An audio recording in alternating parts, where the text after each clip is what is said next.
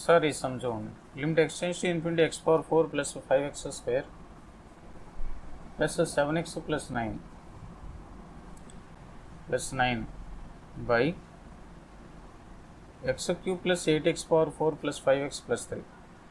ఎప్పుడైనా సరే ఇది మనకి ఇన్ఫినిటీ టెండ్ అవుతున్నప్పుడు polynomial by denominator polynomial by polynomial ఫామ్లో ఉంది.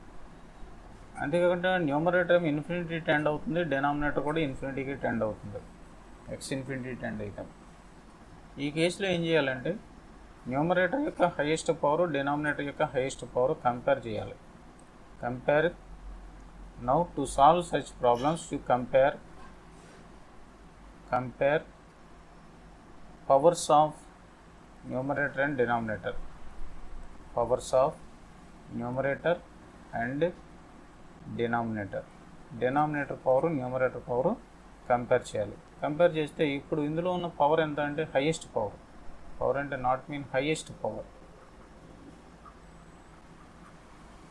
పవర్ని కంపేర్ చేయాలి. ఇక్కడ పవర్ ఎంత 4, ఇక్కడ పవర్ ఎంత 4. కాబట్టి న్యూమరేటర్ పవర్ ఎక్కువ ఉందా, డినామినేటర్ పవర్ ఎక్కువ ఉందో చూడండి.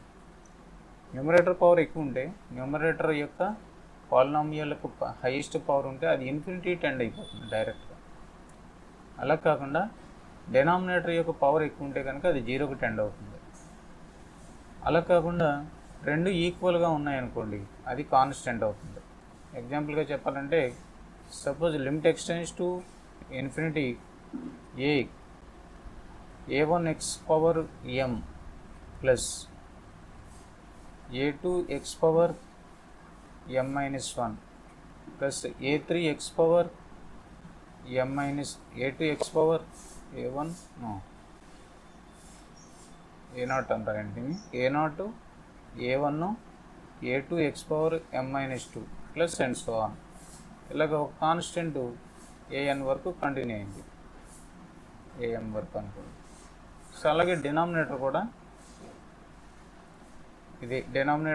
b0 x power n plus b1 x power n-1 plus b2 x power n-2 and so on. ఇది కూడా ఒక కాన్స్టెంట్ bn తోటి ఎండ్ అయింది అనుకోండి. ఇప్పుడు మనం ఇక్కడ చూడాల్సింది ఏంటంటే ఇందులో ఉన్న హైయెస్ట్ పవర్ m, ఇందులో ఉన్న హైయెస్ట్ పవర్ n అనుకోండి, డిక్రీజ్ అవుతుంది కదా. ఇప్పుడు ఈ రెండిట్లో m గ్రేటర్ దాన్ n అయింది అనుకోండి, అప్పుడు ఏమవుతుంది, m గ్రేటర్ దాన్ n అయితే ఇది ఇన్ఫినిటీ టెండ్ అవుతుంది. న్యూమరేటర్ పవర్ ఎక్కువ ఉంటే డైరెక్ట్గా ఈ ఫంక్షన్ అనేది ఇన్ఫినిటీకి టెండ్ అవుతుంది. అలా కాకుండా డినామినేటర్ పవర్ ఎక్కువ ఉందనుకోండి, if m greater than n it tends to infinity. If m is equal to n అయితే కనుక a0 బై b0 అవుతుంది అది వాల్యూ, ఆ ఫంక్షన్ యొక్క limit value a0 by b0, m is equal to n అయితే. If m is equal to n అయిన కేసులో ఆ పవర్ ఏమవుతుంది, a0 బై b0 అవుతుంది. అలా కాకుండా if n less than m అయింది అనుకోండి, n లెస్ దాన్ m అవుతున్నప్పుడు అది 0కి టెండ్ అవుతుంది. అది దాని విషయం. కాబట్టి m n పవర్స్ ఈక్వలా అన్ఈక్వలా, లేకపోతే ఏది పెద్దది ఏది చిన్నది అని మీకు తెలియాలి. అది ఎందుకు అవుతుంది అంటే సపోజ్ మనం హైయెస్ట్ పవర్ని కామన్ చేస్తాం అనుకోండి, ఇందులో హైయెస్ట్ పవర్ని కామన్ చేస్తే హైయెస్ట్ పవర్తో డివైడ్ చేసేయండి న్యూమరేటర్ డినామినేటర్ని. ఈ రెండిట్లో ఏది హైయెస్ట్ పవర్ ఉందో దాంతో డివైడ్ చేసేస్తే ఎక్స్ టెండ్ టు ఇన్ఫినిటీ అంటున్నాడు కాబట్టి పైన ఉన్న సమ్ ఒకసారి చూద్దాం.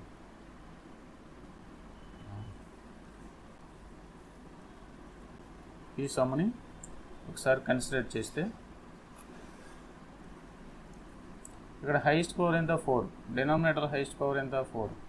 కాబట్టి ఈ రెండిట్లో ఈక్వల్ పవర్ ఉంది కాబట్టి 1/8 దీని ఆన్సర్ అని చెప్పేసేయచ్చు.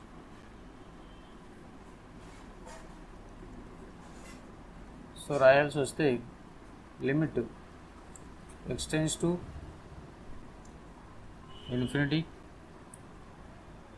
ఆర్డర్లో రాస్తే x పవర్ 4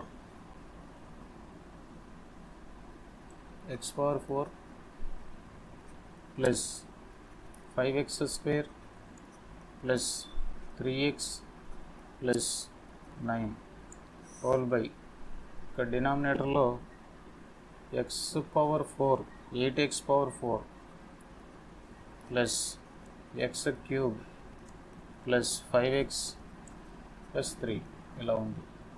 సో ఇప్పుడు నువ్వేం చేయాలి అంటే ఎక్స్ పవర్ 4ని కామన్ చేసేయండి. ఇందులో limit extends to infinity x power 4ని కామన్ చేసేస్తే 1 plus 5/x² plus 3/x³ plus 9/x power 4 అవుతుంది. ఓకే, అలాగే డినామినేటర్లో ఏమొస్తుంది అంటే ఎక్స్ పవర్ 4 కామన్ చేస్తే 8 plus 1 plus 1/x plus 5/x³ plus 3/x power 4 అవుతుంది. సో ఎక్స్ పవర్ 4 క్యాన్సిల్ అయిపోతుంది. ఇంకేం మిగిలిందంటే ఇవన్నీ tending to 0. X ten to infinity అయితే ఏమవుతుంది? ఎక్స్ టెన్ టు ఇన్ఫినిటీ అయితే ఎక్స్ అంటే 1/x ఇన్ఫినిటీ అంటే 1/10 to 0 కదా. సో 1/x దేనికి టెండ్ అవుతుందంటే 0కి టెండ్ అవుతుంది. అలాగే 1/x² దేనికి టెండ్ అవుతుందంటే 0కి టెండ్ అవుతుంది. 1/x³ దేనికి టెండ్ అవుతుందంటే 0కి టెండ్ అవుతుంది, అండ్ సో ఆన్. కాబట్టి మనకి 1/x ఉందంటే 1/x 0 టెండ్ అవుతుందంటే 1/x² కూడా 0కి టెండ్ అవుతుంది కాబట్టి, అండ్ సో ఆన్. కాబట్టి దీన్ని ఎలా రాయొచ్చు అంటే లిమిట్ ఎక్స్టెండ్స్ టు ఇన్ఫినిటీ, ఇక్కడ 1 ప్లస్ 0 ప్లస్ 0 ప్లస్ అన్ని 0లు అయిపోతాయి. డినామినేటర్లు కూడా 8 ప్లస్ 0 ప్లస్ 0 ప్లస్ 0 అయిపోతుంది. సో ఫైనల్గా 1/8. ఇది ఎందుకు ఇలా పాసిబుల్ అయిందంటే రెండింటికి సేమ్ పవర్ ఉంది. ఓకే, నెక్స్ట్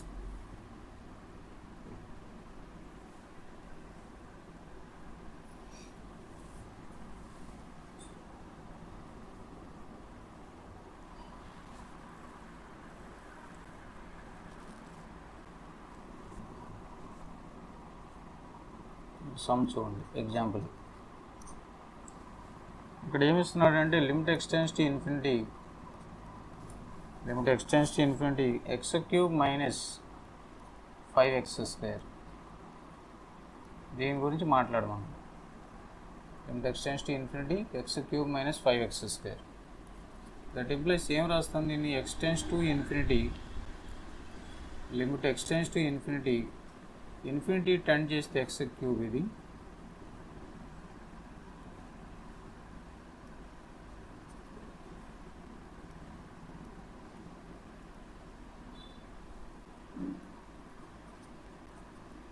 ఇది x³ మైనస్ 5x².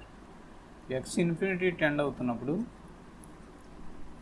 x³ దేనికి టెండ్ అవుతుంది? ఇన్ఫినిటీకి టెండ్ అవుతుంది. అలాగే 5x² దేనికి టెండ్ అవుతుంది? 5x² కూడా ఇన్ఫినిటీకి టెండ్ అవుతుంది. అండ్ ఇది టోటల్గా దేనికి టెండ్ అయిందంటే ఇన్ఫినిటీ మైనస్ ఇన్ఫినిటీ ఫామ్లోకి వచ్చింది. ఇన్ఫినిటీ మైనస్ ఇన్ఫినిటీ ఫామ్ని ఏమంటాం? ఇండిటర్మినెంట్ ఫామ్ అంటాం.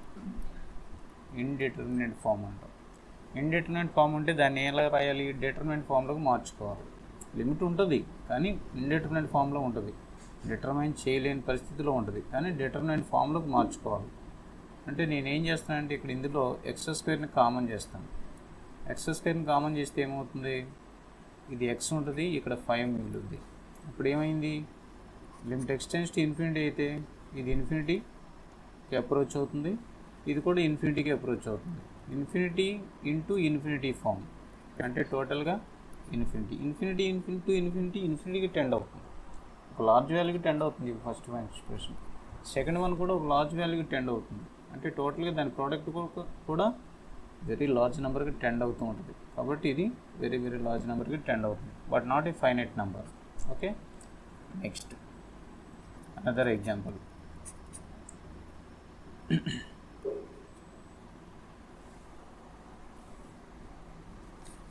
ఇది సెకండ్ కేసులో చెప్పింది డిటర్మినెంట్ ఫామ్ అన్నమాట. ఫస్ట్ కేసులో మనం ఇన్ఫినిటీ మైనస్ ఇన్ఫినిటీ అనేది indeterminate form, infinity into infinity అనేది డిటర్మినెంట్ ఫామ్. ఇది డిటర్మినెంట్ ఫామే అంటాం. ఇది డిటర్మినెంట్ ఫామ్, ఇది ఇండిటర్మినెంట్ ఫామ్. ఎందుకు అలా అవుతుందంటే దానికి కొన్ని ఎగ్జాంపుల్స్ తీసుకొని ఎక్స్ప్లెయిన్ చేయొచ్చు. కొన్ని ఎగ్జాంపుల్స్ తీసుకొని చెప్పవచ్చు అది ఇండిటర్మినెంట్ ఎందుకని అంటామని. అంటే LHL ఒకలాగా RHL ఒకలాగా టెండ్ అవుతూ ఉంటాయి. అంటే ఒక కేసులో రెండు పాసిబిలిటీస్ ఎగ్జిస్ట్ అవుతాయి, అందుకని దాన్ని ఇండెటర్మినేట్ ఫామ్ అంటాం. సరే, నెక్స్ట్ సమ్ చూద్దాం.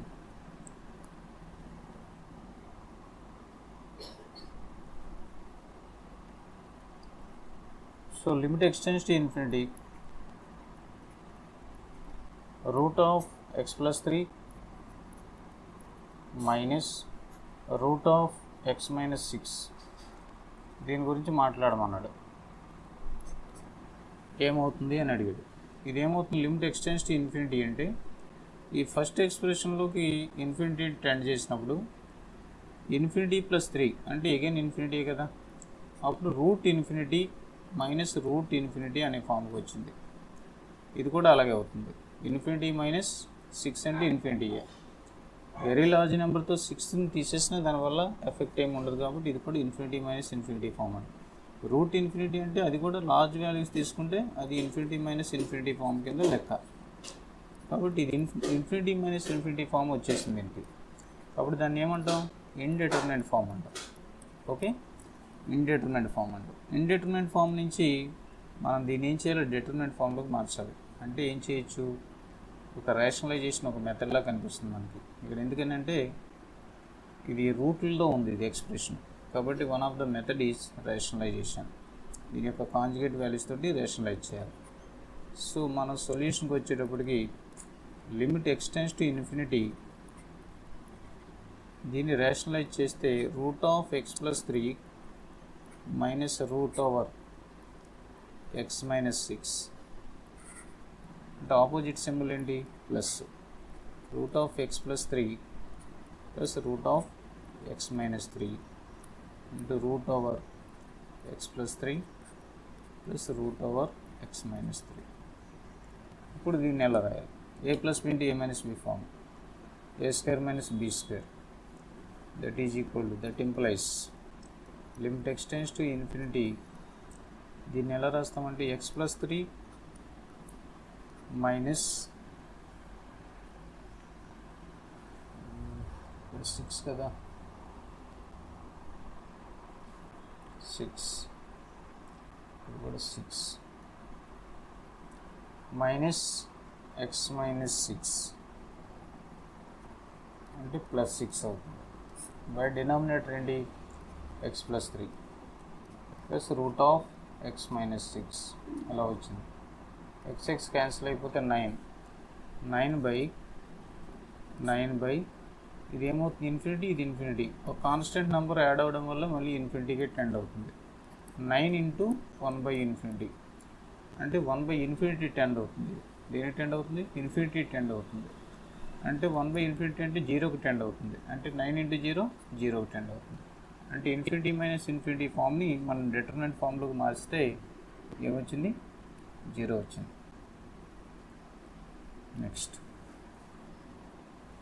Next concept algebra of limits. Algebra of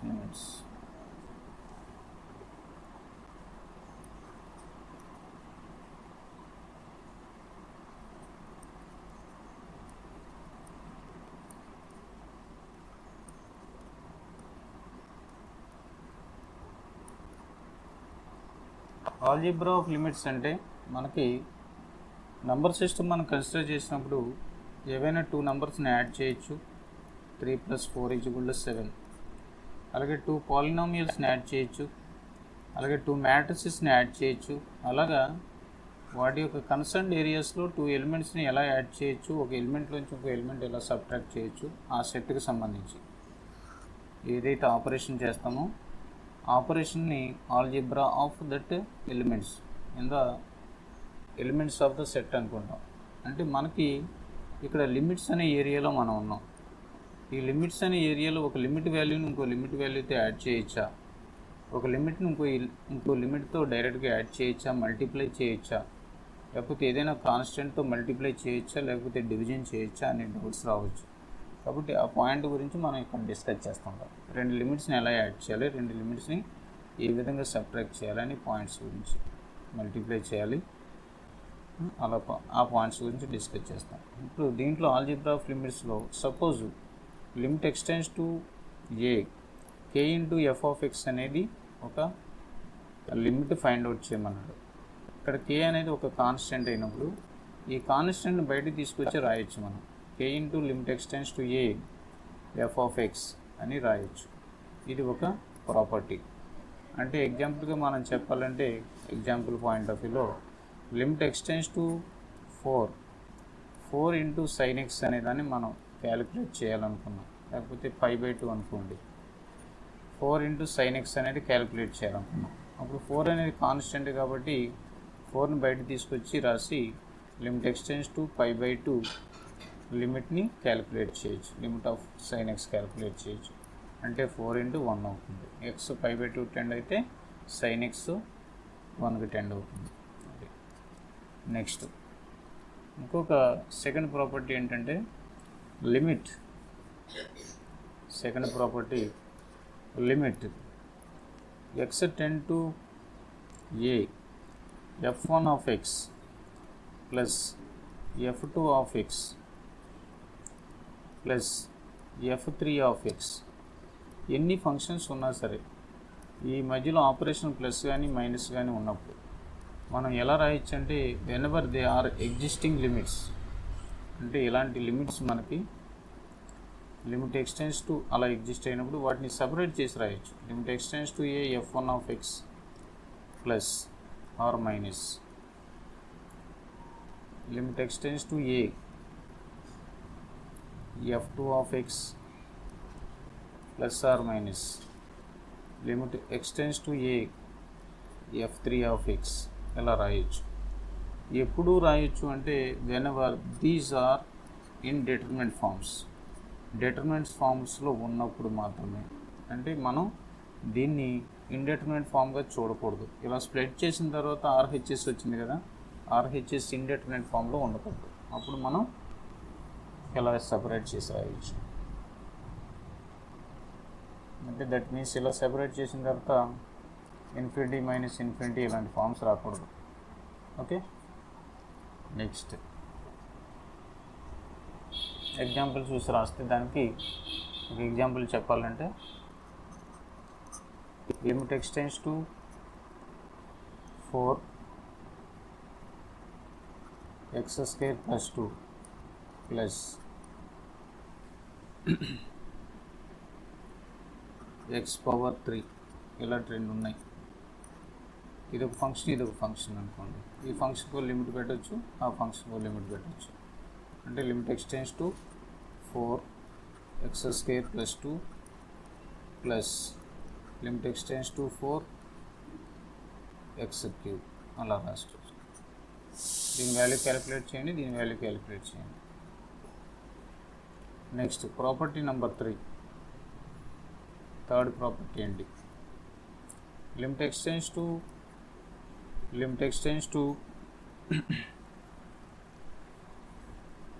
A f of x into g of x అనే ఫార్మేట్లో ఒక ఫంక్షన్ ఉంది. F of x into g of x అని ఉన్నప్పుడు మనం దీన్ని ఎలా రాయొచ్చు అంటే సెపరేట్ చేసి రాయొచ్చు. Limit x tends to a f of x into limit x tends to a g of ఎక్స్గా సపరేట్ చేసి రాయొచ్చు. ఎప్పుడు రాయొచ్చు అంటే whenever these are existing and indeterminate forms. Determinate ఫామ్స్లో ఉండాలి. అంతేకాకుండా ఇది డిటర్మినెంట్ ఫామ్లో ఉంటూ ఏదో ఒకటైనా డిటర్మినెంట్ ఫామ్లో ఉంటూ అది జీరో కాకుండా ఉంటే, నాన్ జీరో నెంబర్ అయి ఉంటే కనుక దీన్ని ఇలా సెపరేట్ చేసి రాయొచ్చు. సో సెపరేట్ చేసిన తర్వాత డిటర్మినెంట్ ఫామ్లో ఉండాలి, అది నాన్ జీరో అయి ఉండాలి, అంటే జీరో కాకుండా ఉండాలి. అప్పుడు సెపరేట్ చేసి రాయొచ్చు. ఓకే, నెక్స్ట్ ఒక ఎగ్జాంపుల్గా చూస్తే దీంట్లో limit x tends to 0 example limit x tends to 0 X square plus x tends to 2 అని ఉంది. ఎక్స్ స్క్వేర్ ప్లస్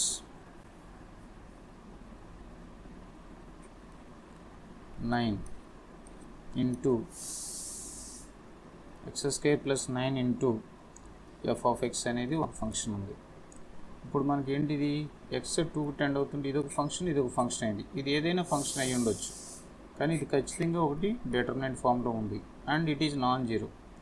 కాబట్టి దీని వాల్యూని మనం ఇక్కడ రాసేయచ్చు. 2² అంటే 4 + 9 ఇంటూ f(x)గా దీన్ని మనం రాసేయచ్చు.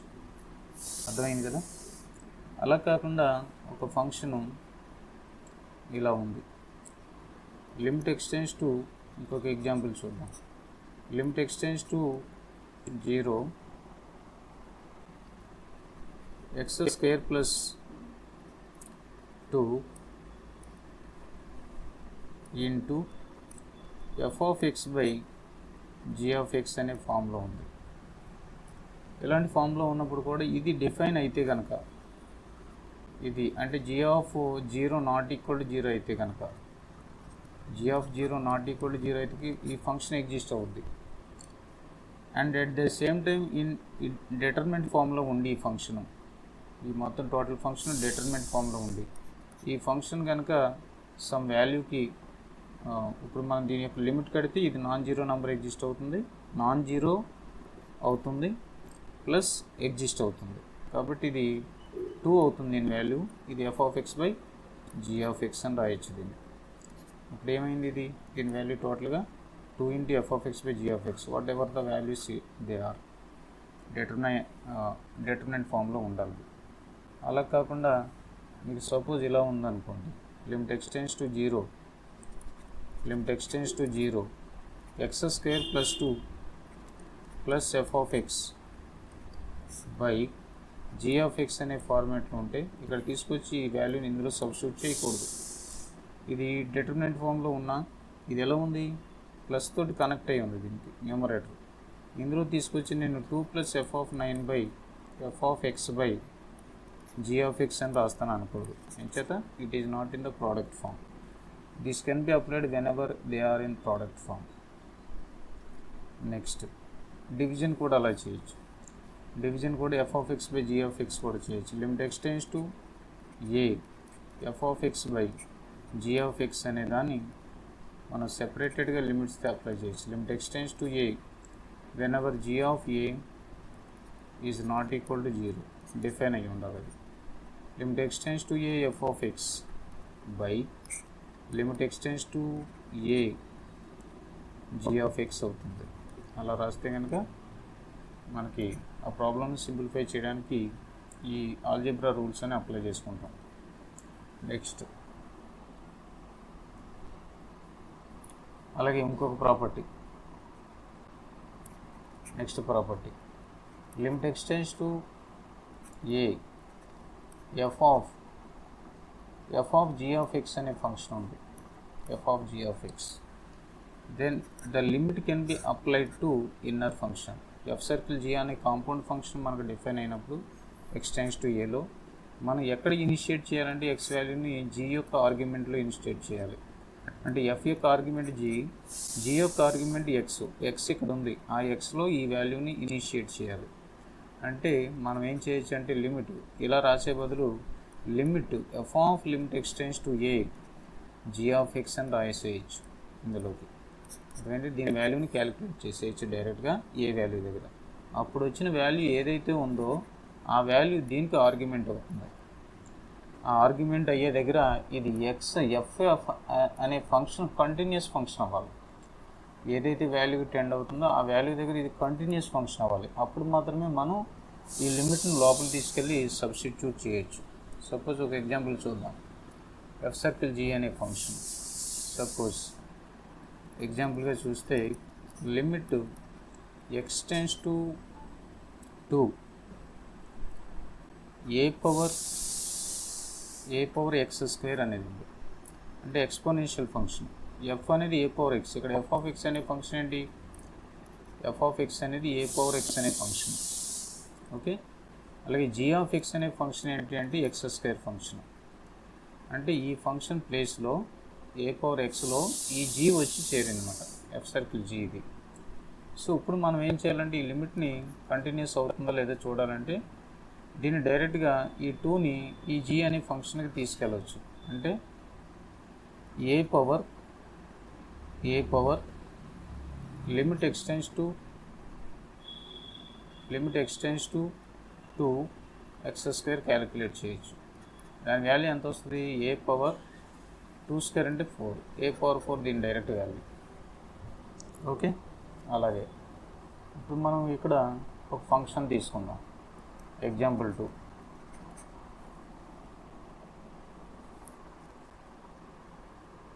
Limit x tends to 2 box of x² plus 3 అనే దాన్ని తీసుకున్నాను నేను. ఇది బాక్స్ స్టెప్ ఎక్స్ ఫంక్షన్. అంటే f ఆఫ్ x అనే ఫంక్షన్ ఏంటి? స్టెప్ ఎక్స్ ఫంక్షన్ ఇక్కడ మనకి. అలాగే లోపల ఉన్న inner function g of x ఏంటి అంటే x² ప్లస్ 3 అనే ఫంక్షన్. ఇప్పుడు నువ్వేం చేస్తున్నావు?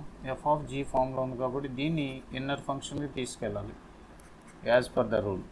అప్పుడు లిమిట్ నువ్వేం చేయాలి? Box of this is exactly equal to, ఈ లిమిట్ని ఎలా రాయొచ్చు? Box of limit extends to 2x² plus 3 అని ఆ లిమిట్ను లోపలికి తీసుకెళ్ళవచ్చు.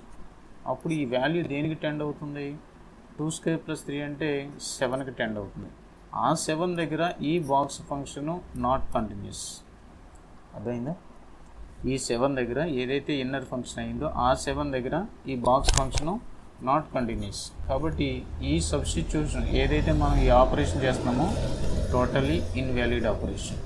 ఎందుచేత ఇన్వాలిడ్ అంటే ఆ టెండ్ అయ్యే వాల్యూ దగ్గర 2 ఇందులో అప్రోచ్ చేయనప్పుడు వచ్చే వాల్యూ 7 అయితే ఏదైతే ఉందో ఆ 7 దగ్గర బాక్స్ ఎక్స్ ఫంక్షను డిస్కంటిన్యూస్. ఎందుకు డిస్కంటిన్యూస్ మీకు ఆల్రెడీ ఫంక్షన్స్లో ఆ ఫంక్షన్ నేచర్ దగ్గర మనం అబ్జర్వ్ చేస్తే తెలుస్తుంది. బాక్స్ ఎక్స్ ఫంక్షన్ మనం ఒకసారి కన్సిడర్ చేస్తే ఈ ఫంక్షన్ స్టెప్ ఫంక్షన్ అంటాం, లేకపోతే ఫ్లోర్ ఫంక్షన్ అంటాం దీన్ని. సో దీని నేచర్ ఏంటి అంటే బాక్స్ ఎక్స్ అంటే box X is defined as the greatest integer function less than or equal to x.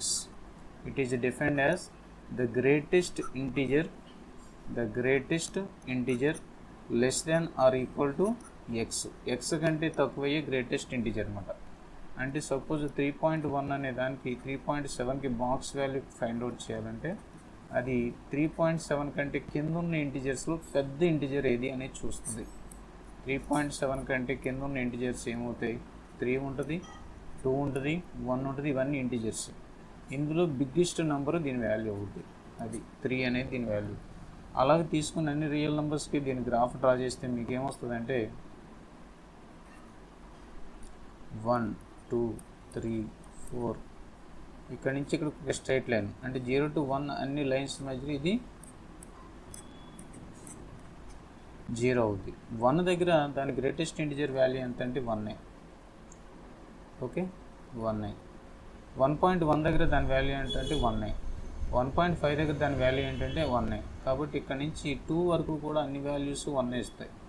1.99 మనం తీసుకున్న దాని యొక్క గ్రేటెస్ట్ ఇంటిజర్ వాల్యూ 1. కాబట్టి ఇది కాన్స్టెంట్. 2 దగ్గర మళ్ళీ దీని యొక్క గ్రేటెస్ట్ ఇంటిజర్ వాల్యూ 2 అవుతుంది 2 దగ్గర.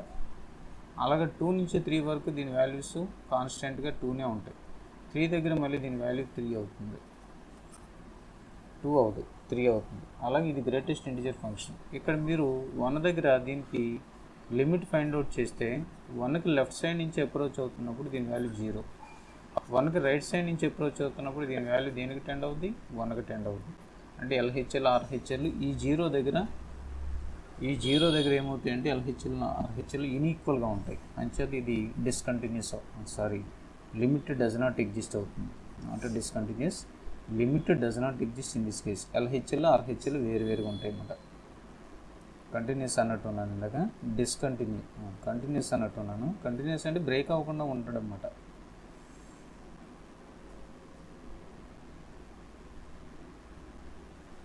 ఓకే, అదే ఇక్కడ మనం ఇంకో కేసు తీసుకుంటే ఎగ్జాంపుల్ 2 తీసుకుంటే limit extends to 2 box of x² plus 3/7. మీరు ఇది తీసుకున్నాను అనుకోండి, ఇది లోపలికి తీసుకెళ్తే ఏమవుతుంది? 17 తీసేసుకోండి. లోపలికి తీసుకెళ్తే ఏమవుతుంది? 2² ప్లస్ 3 అంటే 5/17కి టెండ్ అవుతుంది. ఇది non integer number. Non integer దగ్గర కంటిన్యూస్ అవుతుంది ఇది. కాబట్టి ఇది ఎలా అప్లై చేయొచ్చు? లోపలికి తీసుకెళ్ళి దీనికి అప్లై చేయొచ్చు. అంటే దీన్ని ఎలా రాయొచ్చు అంటే లిమిట్ ఇన్నర్గా తీసుకెళ్ళి లిమిట్ ఎక్స్టెన్స్ టు 2x² + 3/17 అని రాసుకోవచ్చు. ఎంచేతంటే దీని వాల్యూ 5/17 టెండ్ అవుతుంది. దాని దగ్గర ఇది కంటిన్యూస్ అంటే గ్రాఫ్ బ్రేక్ అవ్వకుండా ఉంటుంది అన్నమాట. ఈ మధ్యలో రెండు ఇంటిజర్స్ మధ్యలో ఈ గ్రాఫ్ హారిజంటల్గా ఉంటుంది. మధ్యలో ఎక్కడ క్యాలిక్యులేట్ చేసినా దీనికి right limit left limit exist అవుతాయి. అంతేకాకుండా ఫంక్షనల్ వాల్యూ అని ఉంటుంది. ఇవి సేమ్ వాల్యూకి టెండ్ అవుతాయి కాబట్టి అది లిమిట్ ఎగ్జిస్ట్ అవుతుంది ఇక్కడ. అలా ఉండాలన్నమాట. అంతేకాని బ్రేక్ అవ్వకూడదు ఆ పాయింట్ దగ్గర. ఏ పాయింట్కి అయితే టెండ్ అవుతుందో ఆ పాయింట్ దగ్గర బ్రేక్ అవ్వకుండా ఉంటే అది కంటిన్యూస్ అవుతుంది. అప్పుడు ఈ లోపలికి తీసుకెళ్ళొచ్చు దాన్ని. సో అది దానికి సంబంధించింది. నెక్స్ట్